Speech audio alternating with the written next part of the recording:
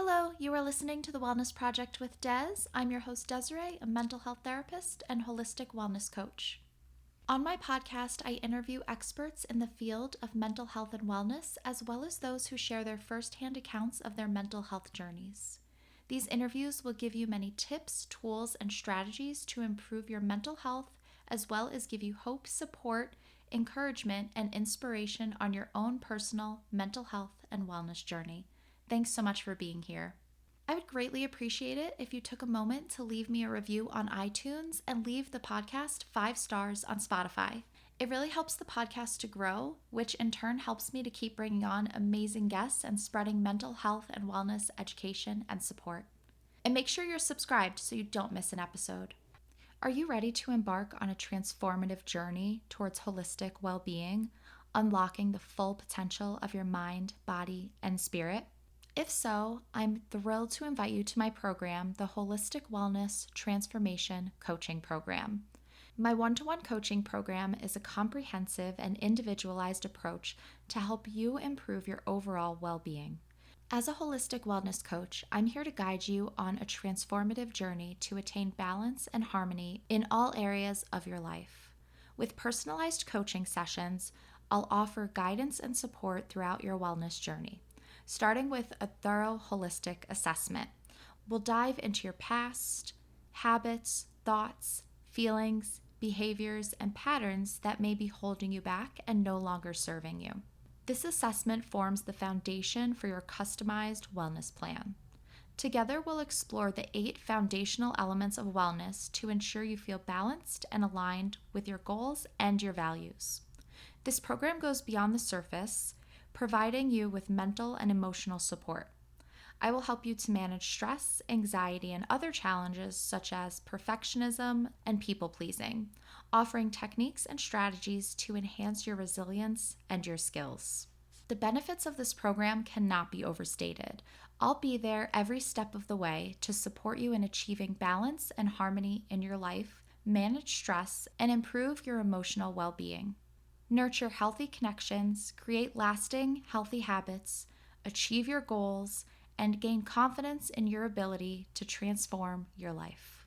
Join me on this journey to holistic wellness. You could go to my website to check out my various packages, and you could go to my Calendly link found in the show notes to schedule a free 30-minute consultation call where we will go over the 8 core areas of wellness, as well as your goals and your dream life. Reach out and let's get started on your wellness journey so you can finally live the life you want.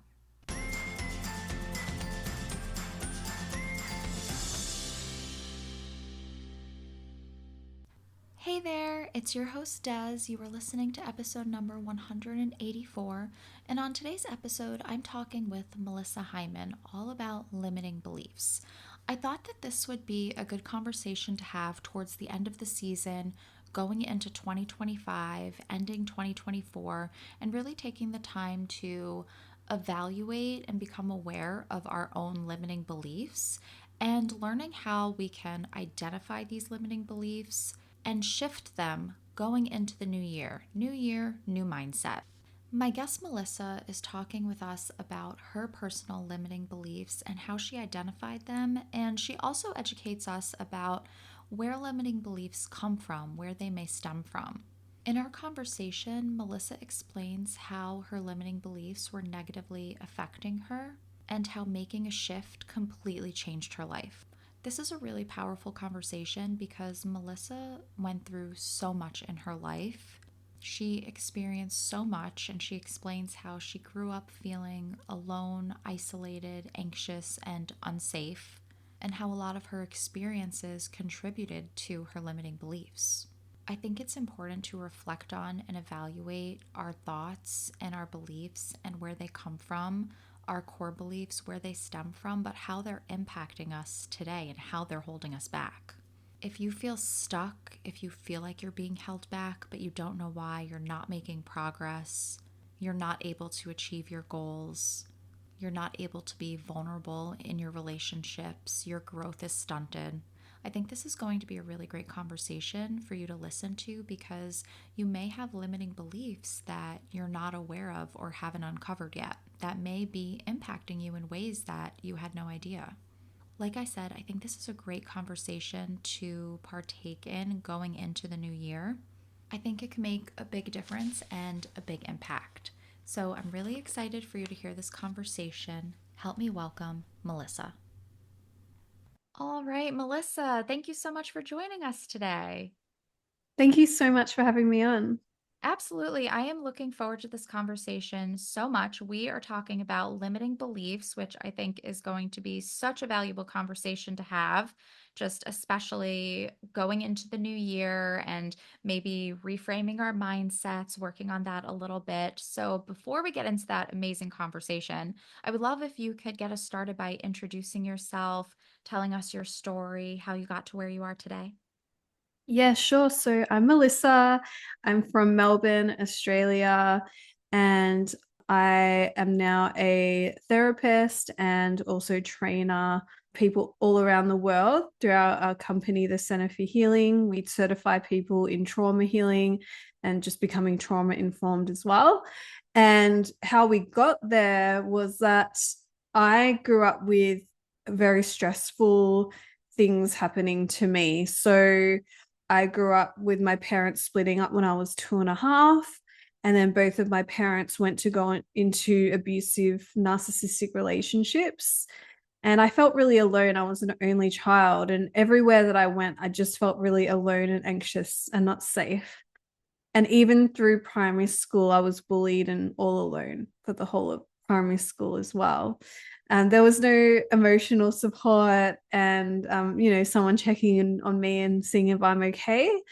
And yeah, it was really difficult in terms of my upbringing. So by the time I became a teenager and my mum got into another abusive relationship and had children, I was just really acting out. So I was wagging school. I don't know what you call that in the States, but I was not going to school. I was being a real rebel. I was taking drugs. I was doing so many things. I didn't realize I was doing that just because I was so anxious and not sure of myself and had so many, I guess, limiting beliefs about myself that I didn't take care of myself, that I was very risky in terms of my behaviors. And I was just trying to find a way to feel okay, and I didn't have any tools. So as I got into my mid-20s and going through my own toxic relationships, I think I was about 26 and I was like, enough is enough. I think I'm the lowest common denominator. Maybe I need to go get help. And I went and sought help. And my first session that I had, in terms of it was a transformational coaching kind of therapy session, I walked out a different person and the world looked different and I felt different about myself. And that was the start of my journey. And then I studied coaching about 10 years ago and started my own business pretty quickly. And and then I started a mental health and addiction outpatient clinic with my now partner, who I helped him with his methamphetamine addiction. And we did that for about 5 years. And then we transitioned to around COVID, of course. We moved online and started certifying people in our unique methodologies. So that's where we are today, 5 years later after that. Wow, amazing. Thank you so much for sharing all of that. What a journey. I think your story is really inspirational for people to hear. Thank you so much. Yeah, definitely. I sometimes am shocked myself because I nearly didn't complete high school because I was not there so much. I had failed for many years and I didn't get a good score. And yeah, and now I look at myself, I'm like, I'm an author, I'm an owner of a multi-million-dollar company. Like I turn around, I'm like, how did this happen? And well, actually, I put a lot of work into my healing and my personal development and I made it happen and I found my confidence and I found my self-love and all of that. So yes, it's been an incredible journey over the last decade for sure. Yeah, it sounds like you put so much effort and work into your healing, into your journey. And so you did mention limiting beliefs. So before we get into that, can you just for our listeners, how would you define a limiting belief in simple terms? Yes. So a limiting belief is a belief that we have about ourselves or the world that limits our potential in some way or how we see others in some way. So some people call them limiting beliefs, some people call them belief systems, some people call them negative beliefs. But at the end of the day, they're just not nourishing, self-fulfilling beliefs that can unleash our potential and who we really are underneath. Great. Thank you for defining that for us. And so I'm wondering, when it comes to limiting beliefs, what is the connection between limiting beliefs and our mental health? I'll give you an example that might really explain it to the listeners, for those of you listening. It is so implicitly linked because, say, for example, we have a limiting belief that it's not safe in the world. It's going to cause a lot of anxiety when we go out into the world, for example, or when we, go to leave our home, or, maybe we've watched the news too much. And what happens is, with beliefs, they're often created with negative emotions. They're created with strong emotions like anxiety, like fear. And so every time that belief gets triggered, it brings up a lot of emotions, and emotions fuel our thoughts and our behaviors, and i.e. our mental health, our ability and our capacity to have anxiety, but can we still function, or experience depression because we've had anxiety for too long. And so they are inherently linked because of the belief system holds the energy of really heavy or scary emotions, painful emotions as well. That makes a lot of sense. And so, what are some of the most common limiting beliefs that you encounter with your work with clients, or you can share some of the limiting beliefs you've had in the past about yourself? With the methods that we teach, we actually have a whole list of limiting beliefs, but we do have the core beliefs that we find that most people have. So some of the core beliefs are I am alone, or I fear being alone. So that one can look like you could be in a room full of people or be surrounded by family, but you still feel alone, right?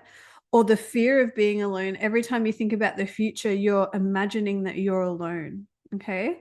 That's a really common one. The other one that can really affect our life and our potential is I am not good enough.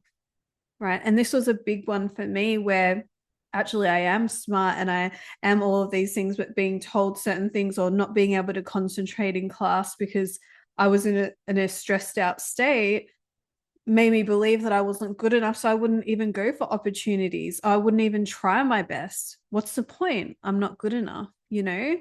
Another one is that life is hard. And this can be a generational belief that can be passed down, or it can be just from our own experiences growing up, where we can see our family always like seeming like their life is hard, or our external family, our grandparents, our aunties and uncles. At some point, there was something that happened where we go, oh, life is actually hard. But the thing with limiting beliefs is they're self-fulfilling prophecies. So if we have that belief that life is hard, then we will continue to make decisions to keep fulfilling that belief that life is hard, and we make our lives hard. And that's why, so like understanding limiting beliefs and being able to shift them is so exciting, because you can shift all of these limitations in your life. And I'll just say one more, if that's okay, Desiree, because this one's really important. And I think a lot of people may resonate with this one, is fear of failure. So this was a big one for me when I went to start my own business years and years ago. And even before this coaching business that I started, I had this fear of failure. So I wouldn't even start. Like I would have all of these ideas and I couldn't even get my physical body and my mind to take action, because I'm like, I'm going to fail anyway. I'm scared I'm going to fail. What are people going to think of me if I try? And I think we can have this in all areas of life as well. So that is a really common one that I think if you were to contemplate on that one, you might see, where am I having fear of failure in my life? And is it actually true that I could fail?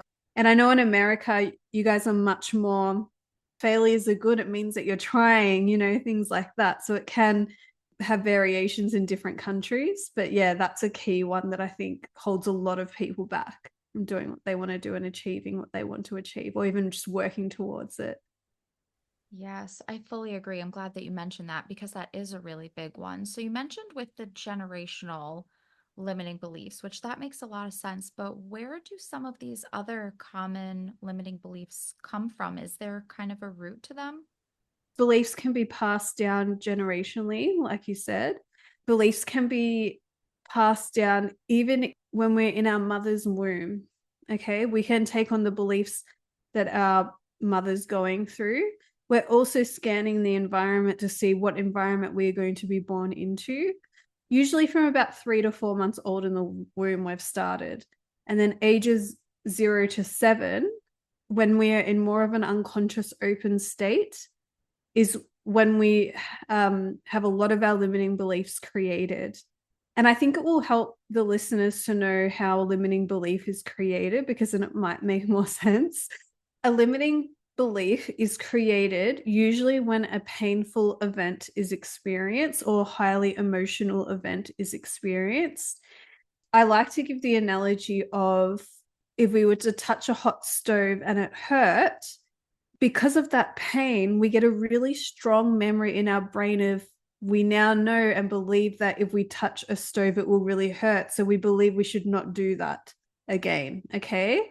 And so our bodies are amazing in terms of remembering those things to avoid death and pain. And it's basically, survival, right?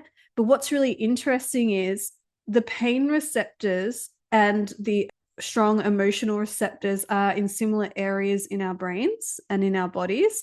And what's interesting is when we go through emotional pain, there is also a strong memory burnt into our neurological pathways, right? And these start to create the belief systems. And so when there's a really strong emotional event and we aren't able to process it, maybe we don't have like a parent or someone there to help us process it, we just feel unsafe, or we don't feel safe to express our emotions. Some children were told stop crying and things like that. We block the emotion. That makes it even stronger. That's how they're locked into our body and our mind. And so by the time we're 7, 8 years old, most of our personality and our limiting beliefs have been created and locked in place. If no one does any work on it, then you're going to be stuck with those beliefs for the rest of your life. But it's hard to consciously remember what has happened ages 0 to 7, which can make it difficult to find where the limiting beliefs are. But in terms of the creation of those, that's what happens. So, for example, we lose our mum at the shops, right? I think this has happened to most of us, the mall or whatever you guys call it. And we ran away or we were playing around and we lose our mum or our dad.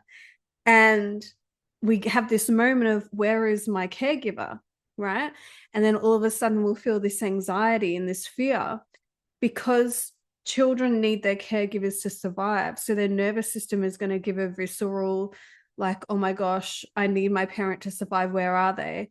If no one finds them or no one consoles them for a period of time, it's going to burn into the nervous system. The body thinks, I'm now alone, I'm not going to survive.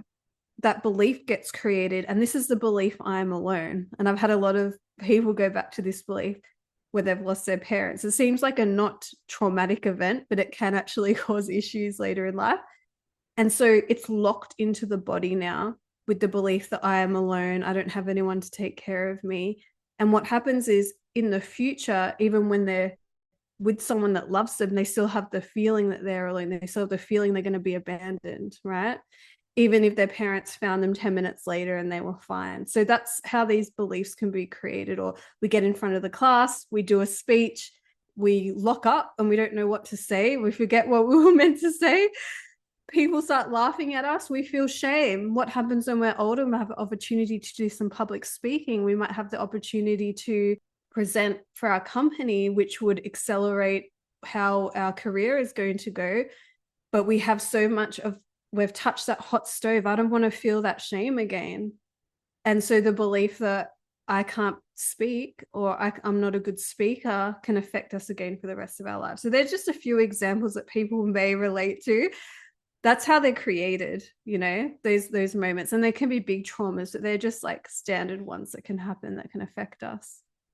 Okay. And because these experiences are happening when we're so young, it sounds like a lot of these childhood experiences are impacting or influencing these limiting beliefs. But because it happens when we're so young, I would imagine that those limiting beliefs almost become like a default, and we don't know. I feel like maybe we don't always even recognize that they're limiting beliefs. So, if somebody has limiting beliefs, but they don't realize it, this is just their mindset. And right, I always use the analogy like a fish doesn't know they're in water. Like you may not know that you have these limiting beliefs. How can somebody begin to understand or become aware that they are operating under certain limiting beliefs that they haven't recognized? How can someone start to kind of become aware and fish those out and recognize that they are actually limiting? Yeah, sure. So if it's something that you want to start working on yourself as a personal development approach, then the number one thing I would do is listen to the statements that you make, the generalizations that you make day to day, even when you're talking to friends or thinking in your own mind. So, for example, if we've had some trauma with ex partners and it's happened over and over again, so a lot of evidence, we might have the belief that all men are rubbish. Like, I don't want to use any like overly negative terms. All women are rubbish, right? And so you can't trust them. A friend confides in us, oh, you can't trust guys anyway. Look at those absolute statements that you make that actually isn't fair, because there are some actually wonderful people just because you've had those experiences. That's going to be a number one thing. Again, listening to your thoughts. So where you when you go to do something that is a little bit outside of your comfort zone, notice how you're speaking to yourself. Is your mind trying to talk you out of it? Is it saying, no, you shouldn't do that because what will your friends say if you fail? Or no, you're not worthy of receiving something as big as that. When someone tries to give you a gift and you're like, no, no, or pay for your lunch, you're like, no, no. Well, you might have I'm not open to receive. That might be your limiting belief. So just notice your little behaviors and notice your little thoughts that you have with yourself. The other one that I would do is look on a macro scale at the life patterns that you've had. Are you always cheated on? Or, for example, are your partners always betraying you? Or even at work, do you feel like people are talking behind your back? No matter what workplace you go to, you're coming up with the same issues. No matter what relationships you're going into, you're coming up with the same issues. No matter how much you try and budget, you're hitting the same walls with your money issues. So some money limiting beliefs can be, I'm not a saver. If you have that belief, I'm not a saver, you can't save. For some reason, there's money in your account. You have to get rid of it. You don't know why. It's this very strong impulse. So looking at those things that, oh my God, why do I do that? If you just ask that, why do I do that? If you get to that point, look at the patterns and then look at your childhood and have a look and see, did I see that growing up? Did I see my mum always stressed with money? Or were my parents always fighting about money? That's why maybe I always fight about money with my partner now and I do create issues. I'm just unconsciously recreating what I saw growing up. So those are the main three ways that I would look at to discover which limiting beliefs that you have. Those are really great tips. Those are really helpful for people to know. And so it sounds like these limiting beliefs or just living in this limiting belief system can impact all different areas of life: career, romantic relationships, family relationships, friendships, personal growth, goals, aspirations. Even health. So we've got a whole list of limiting beliefs that talk about, well, for example, food is love. So growing up, maybe they didn't receive much love, but their caregiver gave them food, and that was the only moment they felt love. So growing up, and even now as an adult, if you don't feel love, you're like binge eating, right? Or I have to be at the same level of health as everyone in my family. All the family is overweight and one person gets skinny. Sometimes they get shamed, or they're like, come on, just eat with us. Or they might have the belief that I'm only loved when I'm unwell. So maybe their caregivers only gave them love when they were sick. It was the only time they felt looked after and nurtured. So yes, literally every single area, even if you have your own business or you're climbing up in your career, there are beliefs around that as well. Like you have to work really hard to make money. You know, maybe that's what you saw growing up, but then you're looking at some CEOs and people higher up and you're like, you're not working much. How are you making like triple everyone else? It's like people at the bottom of the company are working 10 times more. So yeah, they can be very sneaky in lots of areas of your life for sure. Okay, and so you talked about how we can begin to identify those limiting beliefs, but what do we do once we do? Once we're aware of the limiting belief and how it's impacting our lives, what are the next steps to try to address the limiting beliefs and to shift them? Yes, great question. Because obviously, when we discover that we have them, we would like to probably shift them, as you said. So some things that you can do is just what I was saying was inquiring, because some beliefs are unconscious, like we're not aware of them, and then a partner calls us out and says we do this, or we always say this, and we don't even realize that we do that. All of a sudden we become consciously aware, or even the examples that I've given today, you're becoming consciously aware that you have them. So amazingly, they will start to shift by just you having awareness about them. Going forward, you're going to start catching yourself when you say certain words, when you think certain things, and go, oh, no, no, that's that limiting belief. I'm going to start breaking that system down, because I'm aware of it. Another powerful way, and the way that we generally approach it, is, as I said, a belief is created when we have a really strong emotion, and that is the energy that is upholding that system in your body and your mind. And so, whatever feelings that you have, just say you get really triggered when you see someone doing well that's similar to you, and you're feeling jealous, and you're like, I know I have that potential, but I'm blocking myself. And then you notice some of the limiting beliefs. Whatever you're feeling, like actually feel it, and even do some breath work or some tapping, walking, dancing. And we want to start to shift that energy, because as you shift the emotions, as the wave of emotion goes through and you start to release it, the foundations of that belief will start to break, and you'll actually start to release the thoughts and the behaviors that come of them. Okay, that's really great. Great tips. I love tapping, so I love that Oh, you mentioned yes. that. I always think tapping is really helpful. Well, great. Melissa, this has been so helpful. And I think that limiting beliefs, they really do hold so many people back from their potential. So I think it's so important for people to begin to recognize that they are living within a certain belief system that may be limiting their potential and impacting their career, relationships. So this was really, really helpful. A lot of great tips. Do you have any sort of last words of wisdom or advice for anybody that is starting to recognize that they are experiencing limiting beliefs and do want to make that shift? Yes, I really want to make it very clear that there's nothing wrong with you. The fact that we have limiting beliefs is actually untruths about ourselves, either that someone told us or that we decided. We are actually limitless. We are actually amazing, intelligent, incredible, loving beings.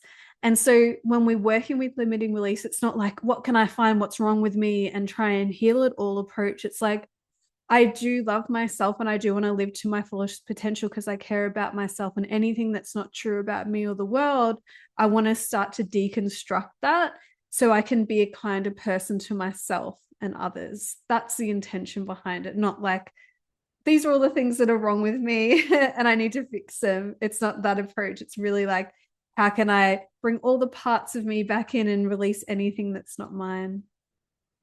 Oh, great. I love that. And Melissa, this has been so amazing. I would love if you can share where everyone can find you. And then I have some rapid fire questions if you are interested in answering some of those. Yeah, sure. So you can find us at the Center for Healing. So its center is CENTRE, because we're the English is a bit different over here in Australia. Or you can find us on Instagram at the Center for Healing, and we have lots of paid and free courses, either just personal development courses. We've got a free certification to become trauma informed. that over 85,000 people have taken from all over the world, from parents, teachers, managers, if you want to learn more about all this stuff. And then we've got certifications for people that want to maybe go further and do this as a career. And yeah, if you find us on the website or Instagram is usually the best places. We're also on YouTube and everywhere else, but these are the best places.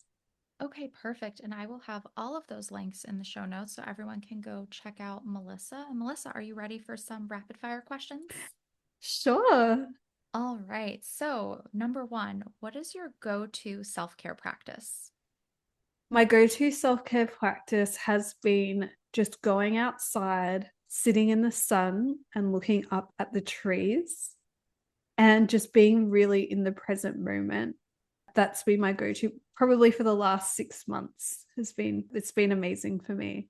Oh, great. I love that. So, number two, what is a favorite book that you have read recently or a book that's really impacted you? So one of the first books that literally changed my life and the way that I saw everything was The Values Factor by Dr. John Demartini. And it really helped me to understand the balance of positive and negative of life. And that's happening simultaneously on a scientific level. Oh, great. I will have to check that out. Number three, are you listening to a podcast right now? Yes, I am. So I'm actually started listening to my partner's podcast that he has with his friend. You don't have to listen to it if you don't want to, but I'm just like it's called Woke Blokes, and I feel like sometimes it's just good to get a guy's perspective on things. Oh, definitely. No, that's awesome. I love that. Are you watching any good TV shows or a movie recently? That's good. I've really gotten into South Korean dramas, and Oh, interesting. yeah, I just love them. They're funny. They because I'm interested in trauma. A lot of those Asian countries, they have a lot of trauma that they explain and share all the way through the dramas. And I really love those. So yeah, I'm a big they're called K drama fan for some reason. Okay, interesting. I'll have to check that out. I've never seen one of those before. Yeah, be prepared if you have a partner, you'll get really like sooky and romantic by the end of it. My partner's like, "Have you been watching K-dramas?" I'm like, "Tell me about when we first met. How did you feel and what were you thinking?" He's like, "Oh yeah, you've been watching them." That's great. Oh, I love that. All right, and last question. What is a favorite place you have traveled to or visited? Well, I just came back from Bali. We just held a conference in Bali, a 2-day conference at the Pyramids of Chi.